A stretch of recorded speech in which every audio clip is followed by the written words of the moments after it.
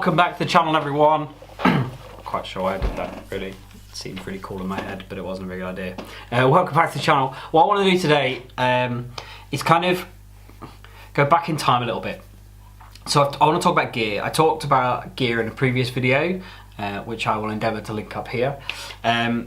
That video basically broke down what I worked with, camera body wise, what settings I use, etc, etc, etc. That's not really relevant to what I want to talk about. What I want to talk today about is gear, and the fact that for the majority of stuff, gear isn't that important.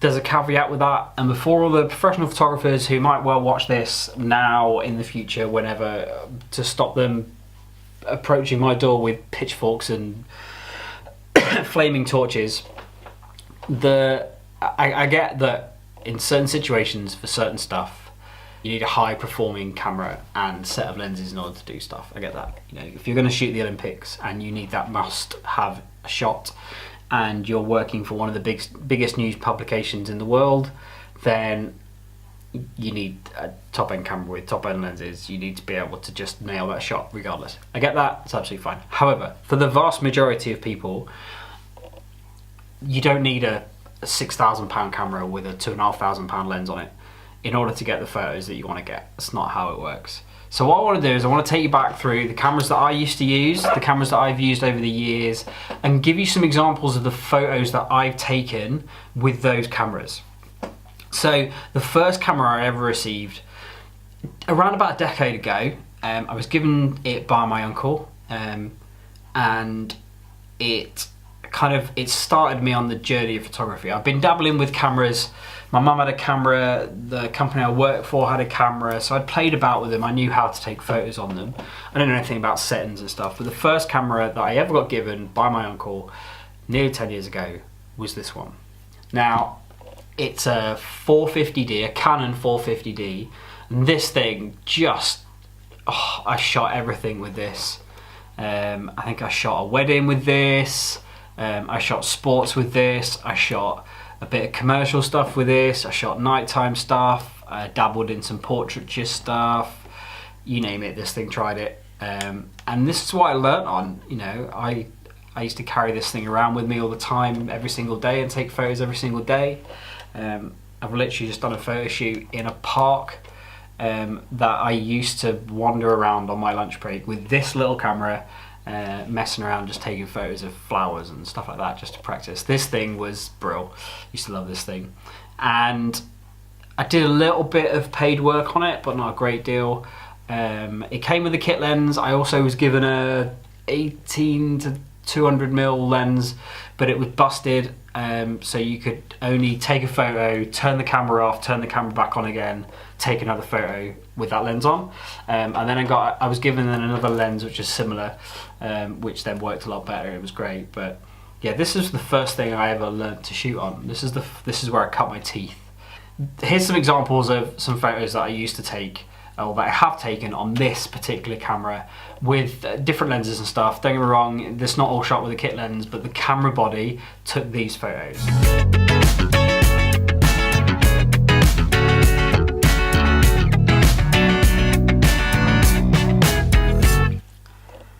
Now when I upgraded, because this thing fell apart, I moved on to a second-hand Canon 50D. This thing was way bigger. I mean, like, look at the size difference. Like, it's huge in comparison. And I'd been given another 18 to 200mm lens. And yeah, I used to shoot this thing like all the time. This was my semi-professional workhorse. This thing was mint.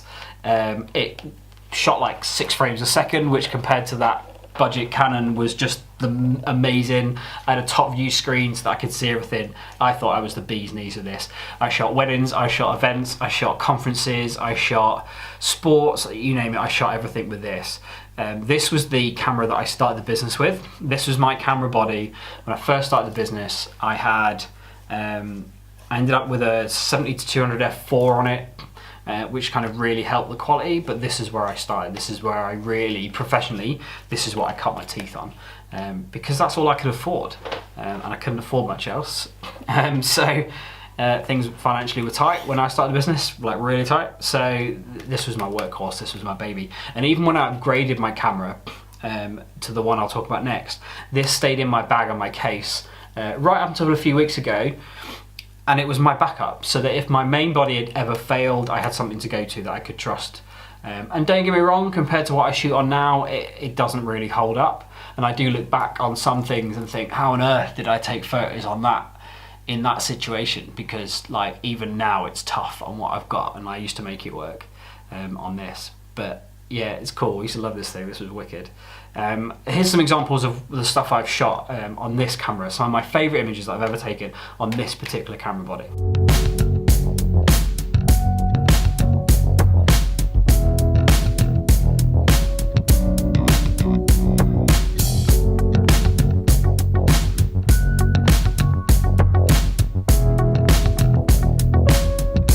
Now, I upgraded this because I hit what I felt was the limit of it. I hit the limit of what I thought was on the sensor, and the frames per second on like high burst was quite a struggle for me. So that's why I upgraded. I treated myself to something. I wanted to go with something new for one, but also something that was a bit kind of faster sports wise and really set up sports, which is this camera here. So I moved on to a 7D Mark II. It's still my main camera body. It's still my absolute workhorse, and when I've got a 7200 2.8 on it, it's just mint. It's so good. And all of my recent work in the last year has been on that camera body, and it's amazing. It's of the 3 top end sort of sports cameras that Canon do, it's the lower end of the market, which is fine because I would rather be cost effective and not spend thousands and thousands of pounds on one camera body. So I made that choice, but for me it's exactly what I need. What I also have to bear in mind is that I have shoulder issues when I shoot. It's just wear and tear and an old shoulder, and actually the thought of being on a very big Canon like 1DX does worry me. So I'm quite happy on my 7D Mark II. And here's some examples of some images that I've shot on this camera body, the one that's recording right now.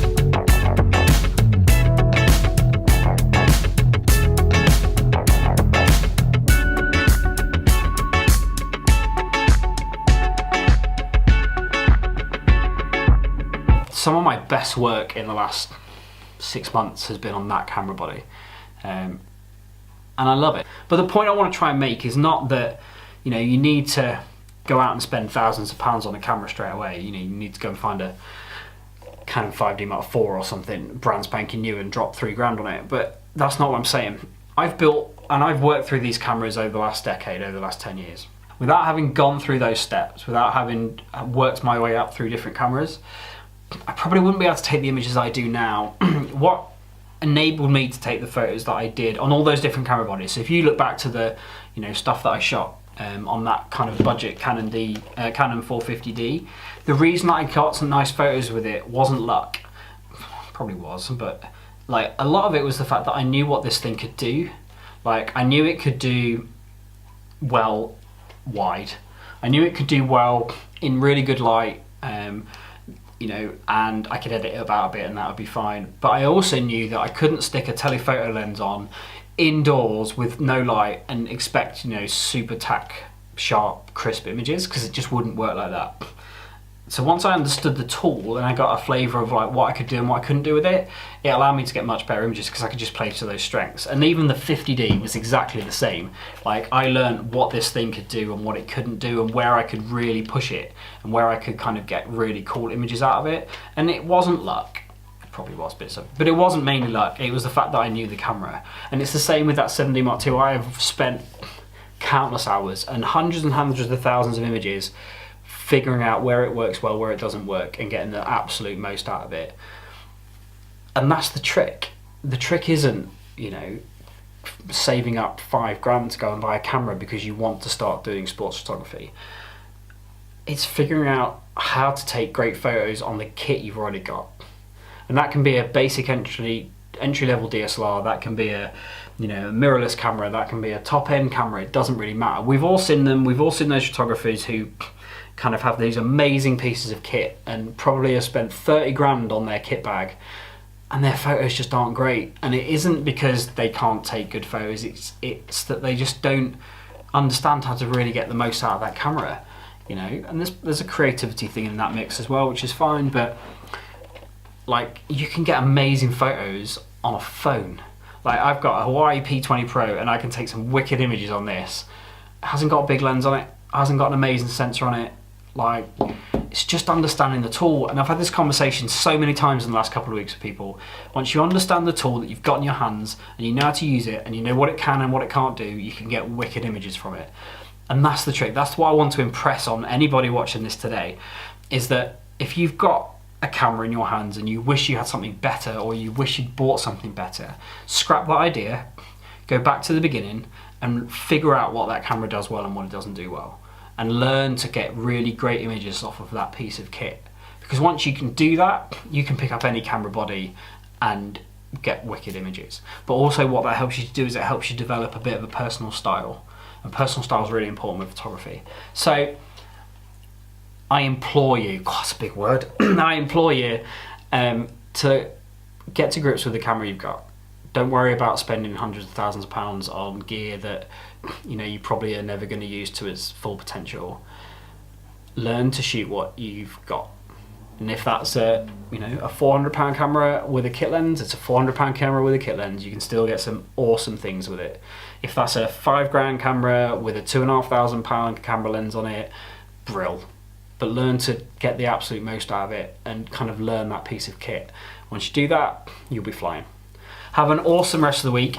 Subscribe if you haven't already. Give this thing a like, give it a share. If you want to share it around with people that you know, other photographers and stuff, awesome, that would be amazing. I would wildly appreciate that if you could. It helps me to grow the channel, and I'm really enjoying doing video at the minute, so you know, if I can grow the channel and reach some more people, that'd be pretty cool. I'd be chuffed with that. So have a wicked rest of the day, have an enjoyable week. If you're shooting this weekend, let me see some images. Have a great one, and I will see you very soon. Peace.